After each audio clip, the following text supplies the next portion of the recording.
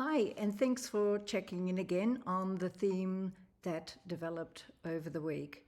So the theme this week is self-expressing, no separation, and spontaneous generosity.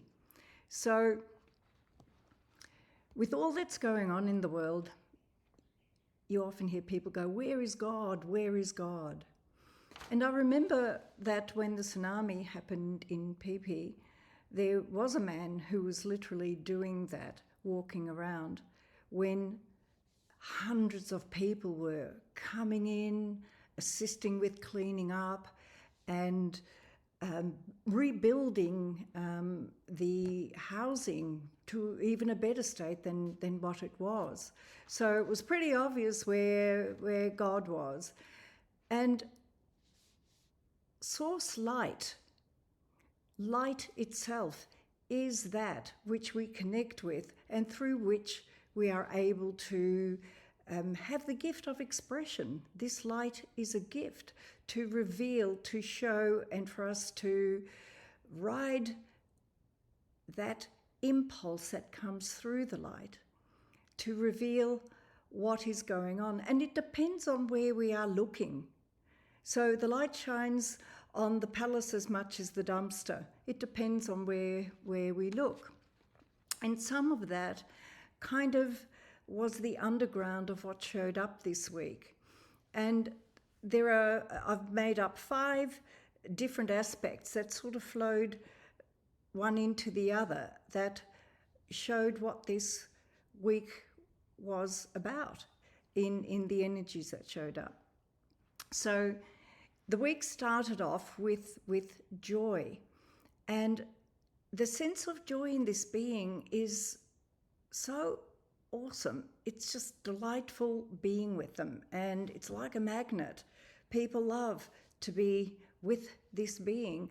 And what showed up was that from past lives where things were very different, this inner joy that is so present, when it revealed itself in the past, it was slapped down. It was like, "What are you doing? You're an idiot. This is work." And over time, with the heaviness of the joy that others had no connection to, silenced the being. And it actually showed like swallowed their tongue, like it wasn't to be revealed. And joyful as this being is, she felt deeply that sense of that still being present, and that removed just opened up the free expression of the joy that's always been there for her in the first place.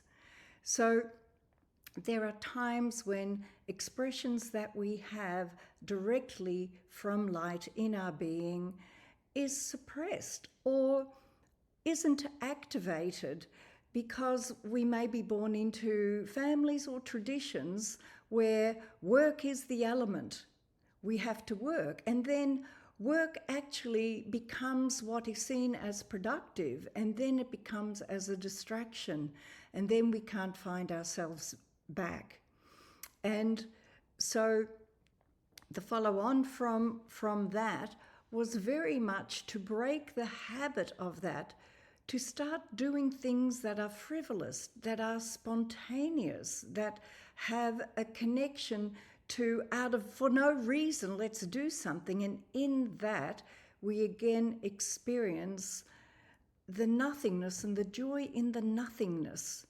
It's very important. It's a gift. It is an illusion. And in the process of following the spontaneity of the frivolous, or let's just go away for a weekend, or you're talking to someone and say, "Why don't we do X, Y, Z?" And then you go and do that. It wasn't planned. You do it out of the nothingness of just going, "Why not?" And have the best experience. And very often the most memorable experiences are created that way, where we're with somebody and we say, "Remember when?" And the sheer joy comes back of that which wasn't even planned, and in that finding yourself or losing yourself in the joy of it. So those processes are pretty important at the moment. So that was followed by the need to be selfish. I mean, it's got such a bad reputation. Oh, you're being selfish. So to be selfish is an amazing thing. We're given the gift of this light to reveal and explore an aspect through which the light itself gets to see. We reflect back everything that's going on. We are the creators of this. So if we say, how did this happen? Sure, we inherited it, but we're also either enabling or not enabling, or really expressing ourselves, not in judgment, not in shame, not in blame, but in, this is who I am in this situation, or this is how I see it. This is the generosity in it that we can all be together. So that comes through being selfish. So that went on to quite a big heaviness, because being stuck in this productivity and work, we get to a place at times where we can't feel the light anymore, and we don't want to be here anymore because it seems too much to actually do anything about or come to terms with, or even feel that what is deeply felt and then expressed is going to fall on ears that don't even hear it. And even if they do, what difference does it make?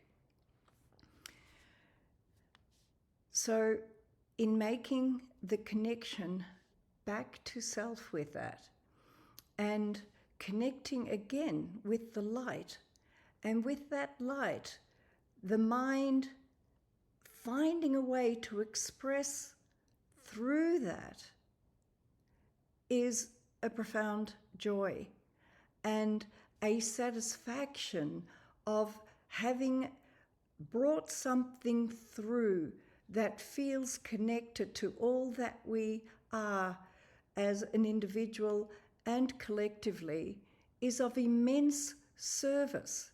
And if we can hear that from each other without judgment, that is going to make a massive difference.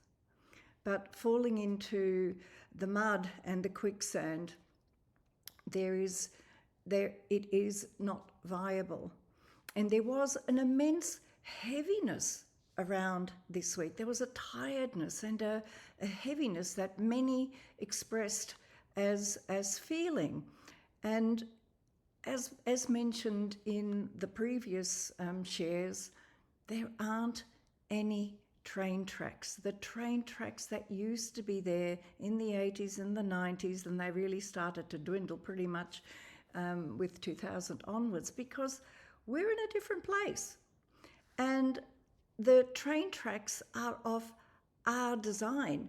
And if we go to spontaneity, we will find that there are times we don't need tracks, that the joy itself brings on more that we express, that leads to more that we express, and end up being in a revealing that is continuous. So at the end, it came to a being who was pretty much loving work and could see what a legacy could be left, but it felt heavy, when in fact within their being there is a generosity that has always expressed itself. And in the expressing of that generosity, the team created to begin with gave generosity back, that through the generosity, whatever wanted to be achieved was on the road anyway. So to reframe it in a form of continuing of generosity and spontaneity and doing things together and really bonding a family where we can, where we work or wherever that is, And the spirit of that generosity, where everyone has their back and is there for each other, that's an extraordinary life. So out of the nothingness, because that generosity is so itself that it is like a nothing. But in the connection to bringing through whatever is present or whatever needs to reveal itself, whatever that ride is, in its selfishness, is very much what this theme was about this week. So the essence that came up was Illawarra Flame Tree, and I'll read it to you. So the negative conditions are overwhelming sense of rejection. And really, when you think about what showed up in the week, the rejection is generally of ourselves in connection to Source. The mind can never work out what's going on. It's impossible. But we can bring through that which we are if we do not reject that and bring it through. So negative conditions, overwhelming sense of rejection, concern about and overwhelmed by responsibility. The positive is confidence, commitment, self-reliance, and self-approval. So I'll read it. Illawarra Flame Tree is an essence for those who suffer from a great sense of rejection or who feel left out. This rejection is deeply felt and is very agonizing for the person. The essence is also for self-rejection or for a person feeling apprehensive about a new experience. Example, parenthood, or where there is a fear of responsibility. This essence will help a person take the first step. It is also beneficial for those whose numbers are 11, 22, or 33. People who have usually chosen to do very important work in this life. And I would say that's all of us. Enjoy in the process of the nothingness and the spontaneity in which life often shows up as its best. May you have many joyful, spontaneous picnics in your backyard, walking in the rain, dipping in the bay while it's still cold, etc., etc. Much love. Catch you next week. Bye.